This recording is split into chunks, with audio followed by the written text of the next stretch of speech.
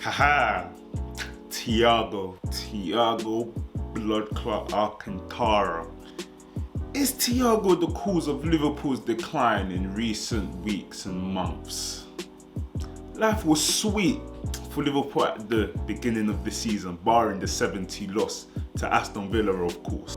They were winning games with ease, with the whole talk of them winning the title after City's slow start to the season. However, the Merseyside derby comes along and we know about that tackle that happened to Van Dijk. Possibly from the worst keeper in Premier League history, Jordan Pickford. Somehow he's England's goalkeeper. I will never understand. That tackle was absolutely horrendous. That was a leg-breaking tackle, to say the least. That tackle can end careers. We don't even know if Van Dijk's going to be the same once he comes back.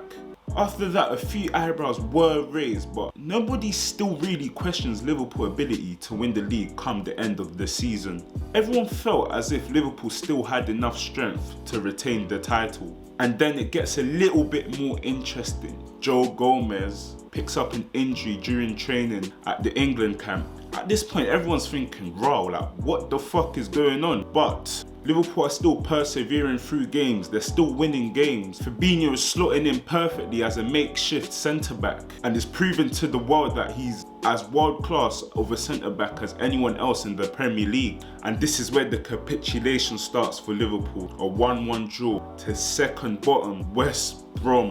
Brexit football West Brom. Big Sam West Brom. Fucking hell. They continue without a win in their next 4 games after that, making the start of 2021 a very miserable start. They then picked up wins at the likes of Tottenham's home ground and then West Brom's home ground, and then you're thinking, yeah, this is Liverpool, like this is the real Liverpool that we know of, the one that we've been craving for. Well, we haven't been craving for Liverpool to come back, but you know what I'm talking about, you get the gist. And then they lose again to Brighton. I'm like, whoa, what the fuck is going on? But I mean, let's focus now on Thiago. Thiago's been a bit sus. Thiago comes back into the team at Newcastle when they drew. He was looking very good when he came on. He looked the real deal, creating a lot of issues for the Newcastle team. But like the story of the rest of the season for Liverpool is, they were unable to beat a team in the bottom 6 of the Premier League. Thiago, I'm sorry bro, like, man loves Thiago Alcantara, innit? Man loves Thiago, but he's been absolutely fucking shocking this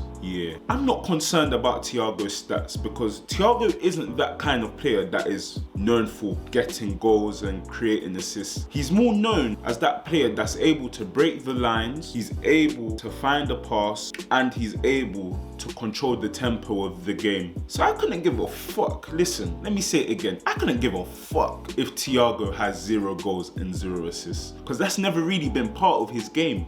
But he hasn't been able to adapt to Liverpool's style of play. Liverpool's style of play is very fast-paced, as we all know. They haven't really got that midfielder that's able to create a goal from something. They just have players that play with passion and heart and some quality. But I just feel like Liverpool, they've always liked a player like Thiago. That was Thiago's job, to try and come in and to show why Liverpool were missing that kind of player. But he hasn't been able to do that. He hasn't been able to quicken up the pace of his play. Thiago does like to play a very slow pace, but we all know Liverpool's success has been on pumping teams, like just not giving teams a chance, just suffocating teams in the final third. Teams can't get out of their own half. We know what Liverpool are capable of, and Thiago just hasn't been able to fit into that system of Liverpool pressing high, pressing from the front, dominating midfield. He's been nowhere to be seen. I'm also concerned about Thiago's ability to handle the physique of the Premier League. The Premier League is the most physical league in the world. And from what I have seen this season, Thiago is a fucking fouler, mate.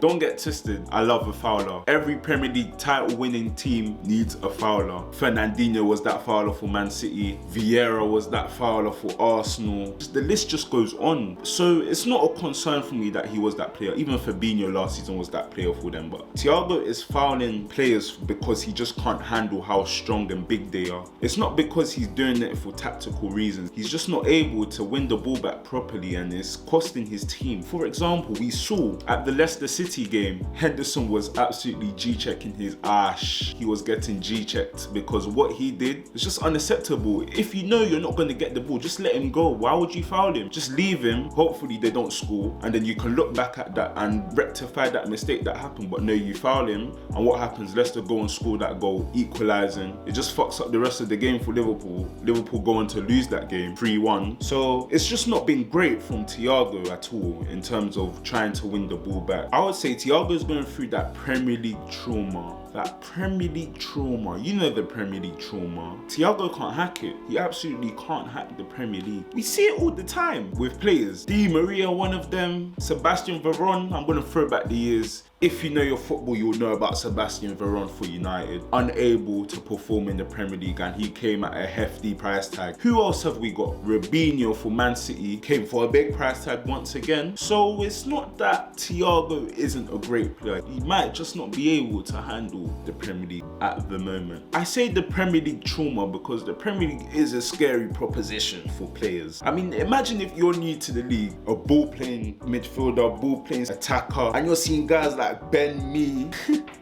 and James Tarkowski. Bro, you're gonna be scared. You're gonna be absolutely terrified because those players, they're just huge. Imagine the defender seeing Chris Wood for Burnley coming against you. Nah, mate, you don't want it. You just don't want all that smoke. So I wouldn't blame Thiago in a sense at the moment for not being able to adapt to the Premier League. But he's definitely been significant in Liverpool's misfortunes this season. It's quite evident. But I wouldn't label Thiago as a flop because we know the quality Thiago possesses. We know what he did for Bayern Munich, what he did for Barcelona. We know how rated he is in world football. So please, let's not say Thiago is a flop. Thiago needs to step up his game in the Champions League. I feel like in the Champions League, where the games do need to be a bit more controlled, he'll be able to help Liverpool and help them get far in the competition. I feel like the Champions League is Thiago's competition to really showcase himself because the Premier League is a different proposition than the Champions League. Not saying that the Premier League is harder than the Champions League, but I feel like the Champions League is more skilled. With more skill involved in the Champions League, players like Thiago are able to showcase their skill for the rest of the world to see. So yeah, I hope Liverpool can do well for Jurgen Klopp's sake because I'm really sorry for Jurgen Klopp right now. His mum passed away, and I hope Thiago can help Liverpool turn around their fortunes. But for now, Thiago does need to step up his game. Thiago is still quality, not disregarding Thiago's quality. I feel like let's give him a little bit more time because he is Thiago, and I feel like the quality will show eventually, and there'll be people there